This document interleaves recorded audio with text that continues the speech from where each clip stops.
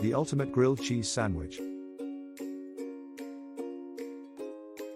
Ingredients: 8 slices of toast, or thick sliced sandwich bread.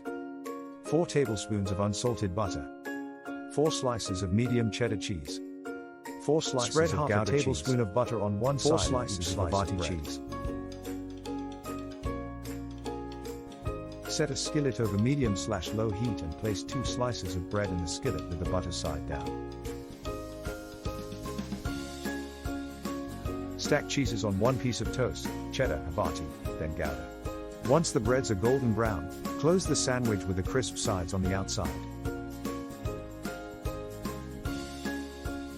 Continue cooking until the bread is a rich golden brown, flipping once and press down lightly to help the bread stick to the cheese. Total cooking time should 5 to 6 minutes.